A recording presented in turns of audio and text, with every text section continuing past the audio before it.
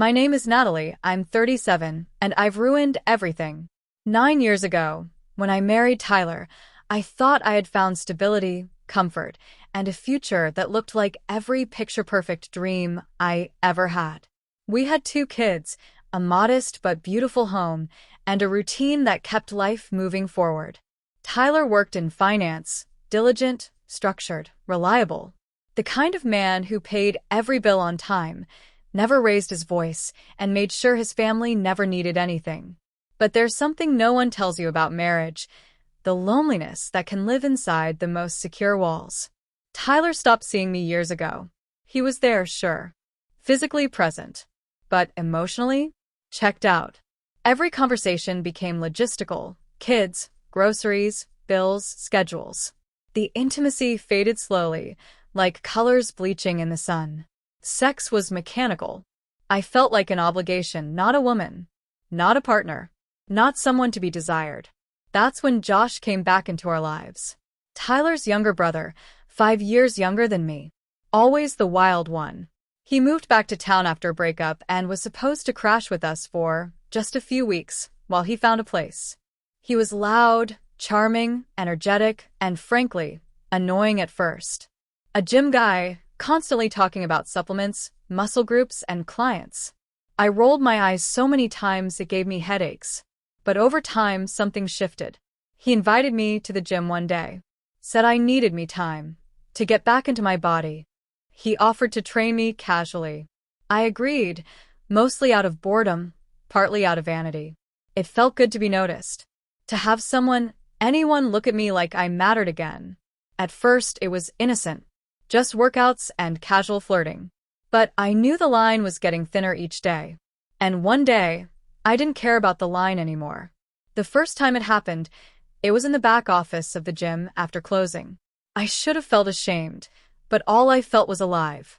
Like my body remembered how to feel after years of being invisible. I told myself it was a mistake, a one-time thing. But it wasn't. We met again. And again. Sometimes at hotels. Sometimes in our own home, when Tyler was at work. The guilt was there, like a shadow, but it never lasted. Josh was reckless, passionate, and hungry in a way Tyler had never been. He made me feel young, craved, important. What started as lust turned into a fantasy. We began talking about a life together. He said he had opportunities, fitness contracts overseas. A friend in Dubai who could hook him up with a high-paying gig. He said we could go, just the 2 of us. Start over. Be happy. For the first time in years, the idea of starting fresh didn't scare me. I started taking money from our joint account. Little amounts, slowly. Tyler never noticed. He was too busy, too trusting. I felt powerful, like I was taking control of my life for the first time. Every stolen dollar felt like fuel for the escape I was building in my head. We started planning everything. Josh would go first, set things up. Then I'd follow with the money. I'd leave a note. Or maybe not. Maybe I'd just vanish and start again. It sounds cruel, but in my mind, I saw it as finally choosing myself after years of being forgotten. But that illusion shattered faster than I ever imagined. The day it all came crashing down didn't start any differently. Tyler had left early for work, like always. The kids were at school, and Josh was already in the kitchen blending one of his ridiculous protein smoothies. He winked at me when I walked in, like nothing in the world could touch us. We had become too comfortable, careless even. That morning, he kissed me in the hallway outside the laundry room. Not a quick peck, but slow and intentional, like we were alone in the world. I didn't even pull back. That's how far gone I was. We talked again about our plan, our future. Josh said he spoke to his guy in Dubai, that everything was lined up. He'd leave first. I'd join him with the money. I had already transferred close to 30 grand out of our accounts. Tyler never noticed, or if he did, he didn't care enough to question it. I told myself I deserved it. That it wasn't theft, it was compensation for the years of loneliness. That I was just taking what I was owed. That afternoon, I stood in the mirror for a long time.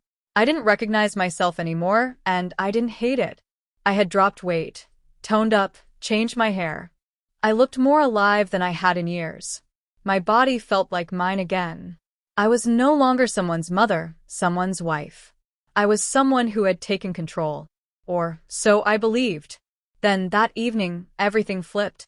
Tyler wasn't supposed to be home until 10. I even checked the calendar on the fridge: client dinner, city office. He always followed his schedule like gospel. Josh and I were in the bedroom. We weren't even trying to hide anymore. I remember the blinds were still open. I didn't care. And then the front door slammed. I froze. Josh froze. For a split second, we thought maybe it was the wind. But the heavy footsteps on the hardwood told us otherwise. And then the bedroom door opened, and there he was, Tyler. He didn't yell. He didn't curse or throw anything. He didn't even blink. He looked at me, at us, like he was trying to wake up from a nightmare. Like his brain couldn't process what his eyes were seeing. My robe was halfway off, Josh still sitting on the edge of the bed, shirtless, speechless. No one said a word. Tyler didn't ask questions. He didn't scream at his brother or demand answers from me. He just turned around and walked out. I tried calling his name. He didn't stop. That silence, that was the moment I realized I hadn't just cheated. I had destroyed him. That night, I didn't sleep. Josh tried to make jokes, like it wasn't the end of the world. But even he looked shaken. He left around midnight, said he needed to clear his head. He didn't come back. The next morning, I woke up to locked doors and frozen bank accounts. My phone buzzed with an email from Tyler's lawyer. He wanted a separation. The document said I was not to contact him or the children until further notice. My access to the kids' school had been revoked. My name removed from every joint property. It felt like being erased in real time. Josh showed up 2 days later, panicked. Said the Dubai job fell through. His connection ghosted him. He needed money, fast. I told him everything was gone. Tyler had moved it all. I had nothing. No savings. No support. He looked at me like I had failed him. And then he left. After Josh walked out that day, I waited. I sat by the window like a fool, hoping he'd come back with some miracle plan. Some way to fix what we'd shattered. But hours turned into days, and the silence grew heavier. He didn't call. He didn't text. He didn't even block me. He just disappeared like he was never part of this chaos to begin with. I tried calling Tyler. Not to explain. What could I possibly say that wouldn't sound pathetic? I just wanted to hear his voice. I wanted him to yell, to curse, to tell me how much he hated me. But the call went straight to voicemail every time. His silence was worse than rage. It told me exactly what I was now, nothing. The house that once felt familiar started to feel like a museum. Everything in it still belonged to him. The photos were gone from the walls, the drawers cleared out, the kids' backpacks missing from the hooks. I walked through each room like a ghost, remembering the life I had erased with my own hands. On the third day, I packed a bag and left. I knew I couldn't stay there. Tyler had already begun the legal process of forcing me out of the property. I wasn't even shocked. I would have done the same. I found a room in a cheap motel outside town. The kind of place that smelled like bleach and cigarettes, where no one asked questions and no one cared about your past. I spent most of my time staring at the ceiling or scrolling through old photos on my phone. Pictures of family vacations, Christmas mornings, my children's birthdays. Tyler always looked tired in those pictures. I used to resent that. Now, all I could see was how much he gave without asking for anything in return. I kept expecting Josh to call, to say he was sorry, to say we could still make it work, that we could rebuild from the wreckage. But nothing. When I finally messaged him, he left me on read. A day later, he deleted his Instagram. I heard from a mutual acquaintance that he had moved to Miami. No job, no plan. Just running, like always. I had built a future on lies, and now even the liar had abandoned me. The hardest part wasn't losing Josh. It wasn't the money, or the house, or even Tyler's silence. It was the kids. The aching absence of their voices. I wasn't allowed to see them. Not until the lawyers agreed it was safe and emotionally stable. Tyler had told the court I was mentally unwell, unstable, unreliable. I guess that was fair. I checked the school website obsessively, hoping to catch a glimpse of their events, their faces in a background photo. Nothing. Just empty pages. My daughter turned 8 a month after everything exploded. I mailed her a letter. I don't know if she ever got it. I never got a reply. I started working at a warehouse that handled home decor supplies. It was dull and physical and anonymous. Perfect. No one knew who I was there. I didn't have to explain anything. I punched in, stacked boxes, clocked out. Nights were the hardest. No noise, no distraction, just the sound of my own regrets. Sometimes, I stared at my reflection and wondered who I had become. I wasn't evil. I didn't cheat because I wanted to hurt someone. I just wanted to feel alive again. But somewhere along the way, I forgot the cost. And now I was living the payment plan day by painful day. Weeks turned into months. The leaves changed, then fell. I barely noticed. Life didn't fall apart all at once. It just faded. I went from someone's wife and mother to someone's mistake.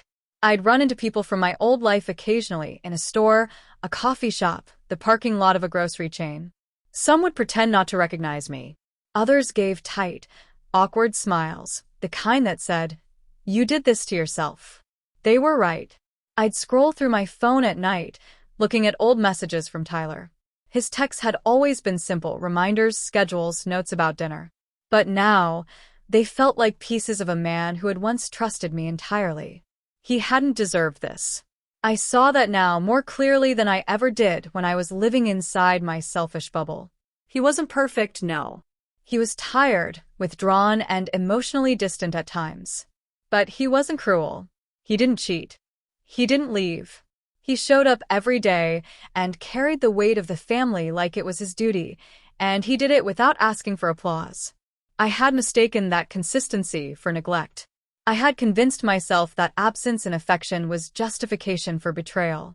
But now, I could finally see the truth. The affair wasn't about love or connection. It was about escape.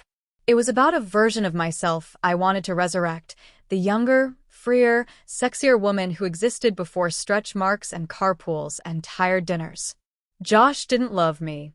He loved the idea of me. I didn't love him either. I loved how he made me feel. Wanted, bold, wild. It was all a story I told myself to avoid looking in the mirror. And the real story? It was far uglier. Tyler had rebuilt quickly. Word spread that he had moved into a new townhouse and hired a live-in nanny. He was promoted at work, started running marathons. I saw photos online of him with our kids, all smiles.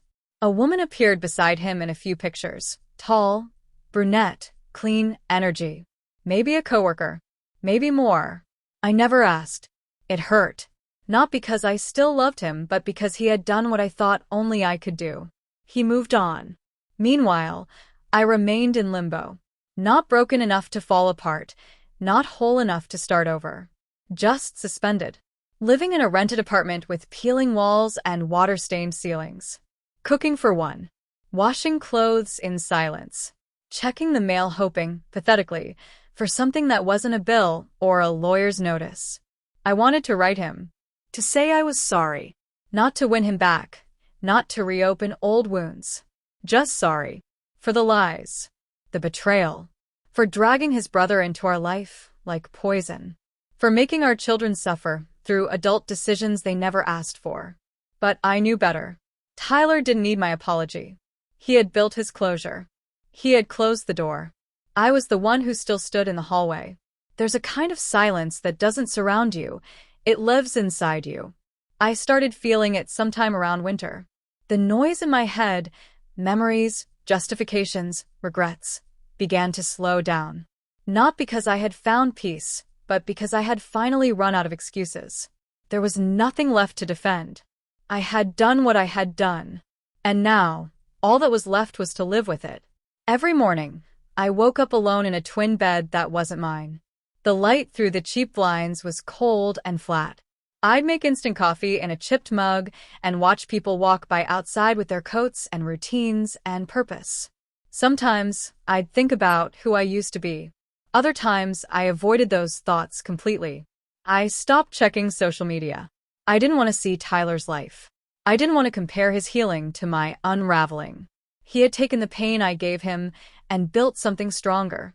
And I was still just trying to breathe without drowning in it. There's no redemption arc for someone like me. I didn't stumble into a mistake. I made a series of conscious, selfish decisions that hurt people who loved me. I destroyed a family, not just mine, but Tyler's trust in his own brother. I used my children's future as currency for a fantasy. And I lost. Josh never reached out again. Not once. I saw a picture of him online months later, shirtless on a beach, surrounded by strangers. He looked the same, like nothing had ever happened. Like I was just a forgotten chapter in his endless ego trip. It made me feel sick and stupid. Eventually, I got a small apartment downtown. Nothing special. A one-bedroom with thin walls and loud neighbors. But it was mine. I started saving money again. Took a second job at a flower shop. I found the routine comforting. Early mornings, wet stems, soft petals. It was the opposite of passion, and maybe that's what I needed. Some nights, I dream about my children. In the dreams, they're small again, running through the backyard, laughing, calling out for me. I wake up reaching for something that isn't there. I know one day they'll grow up and ask questions. Maybe they already have. Maybe Tyler told them the truth, or maybe he softened it for their hearts. Either way, I know I'll have to face them eventually. And I don't expect forgiveness. I just hope someday they'll understand that I was deeply flawed, but not entirely heartless. I didn't cheat because I didn't love their father. I cheated because I didn't love myself. Now, I live each day with that truth. Not as punishment. Not as a badge. Just reality. Some mistakes stay with you forever. Some lessons come too late to fix anything. But they still come. And I've stopped running. If you found this story moving, don't forget to like, share, and subscribe for more real and emotional tales. Thanks for listening to Reddit Audio Tales. See you in the next story.